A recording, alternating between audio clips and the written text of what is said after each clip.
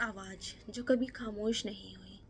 एक ऐसी कलाकार, एक ऐसी शख्सियत जिन्होंने अपने जीवन के हर दर्द, हर दुख को अपनी कला में निचोड़ के रख दिया। जिनके लफ्ज़ सिर्फ कविता ही नहीं, बल्कि एक औरत के अंदर से उभरता हुआ सच थे। आज मैं आपको जिस कहानी से रूबरू कराने वाली हूँ, वो है अमृता प्रीतम जी की कहानी। आपने उनका नाम तो ज़रूर सुना होगा, और अगर नहीं सुना है तो मैं दावे के साथ कह सकती हूँ कि इस वीडियो के ख़त्म होते होते आप सिर्फ उनका नाम ही नहीं, उनका जज्बा, उनकी आत्मा तक को महसूस करेंगे। तो चलिए वीडियो की शुरुआत करते हैं उनके अर्ली लाइफ से। अमृता जी का जन्म 31 अगस्त 1919 में हुआ था, पंजाब के गुजरनवाला में, जो कि पाकिस्तान में है। उनकी माँ राज बीबी एक स्कूल टीचर थी और उनके पिता करतार सिंह हितकारी एक पोइट थे। उनके जो घर का जो माहौल था वो काफ़ी धार्मिक माहौल था। उनके पिता से ही अमृता जी को लिखने का इनकरेजमेंट मिला था। अपने जीवन में उन्होंने जो पहला दुख देखा था वो 11 साल की उम्र में उनकी माँ का साया उनके सर से उठ गया, और ये एक ऐसी चोट बनी जो बाद में उनकी कलम की ताकत बन गई। उन्होंने अपने जीवन के हर सिचुएशन में लिखा, हर उतार चढ़ाव में लिखा है। महज 16 साल की उम्र में ही उनकी एक पोइट्री का कलेक्शन पब्लिश हुआ था जिसका नाम था अमृत लहरान।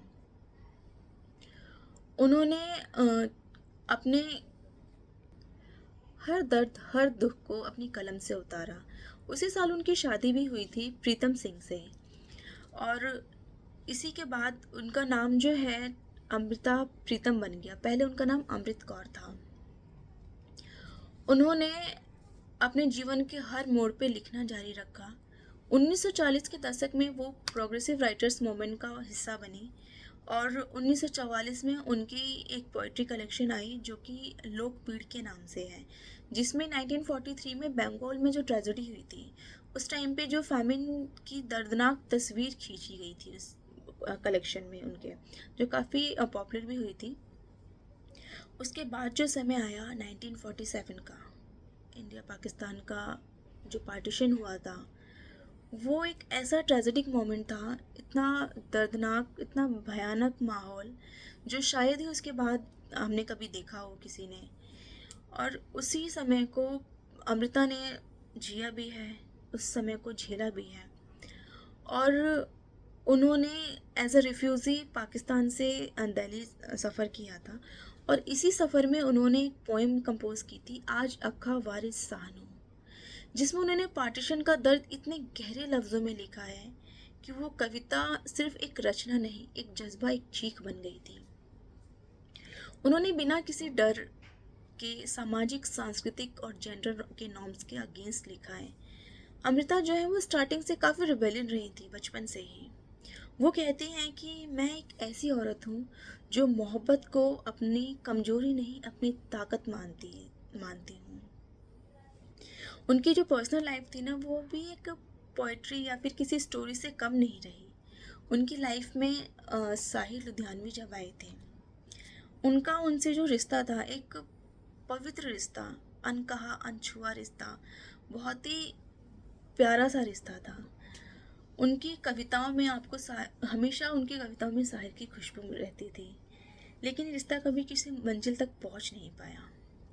1960 में अमृता जी का डाइवोर्स हुआ, और कुछ अरसे तक उन्होंने अपनी कलम के साथ अपनी ज़िंदगी बिताई अकेले।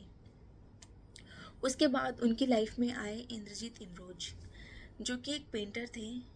एक पेंटर का हो आप, एक कंपेनियन थे, एक साथी, एक समझने वाला इंसान। शादी कभी नहीं हुई इनकी, शादी की कभी ज़रूरत नहीं पड़ी। एक आप कह सकते हैं एक तरीके से प्यार में पाकपन, समझ में गहराई, और साथ में एक ज़िंदगी भर का जो सुकून होता है ना, वो सुकून।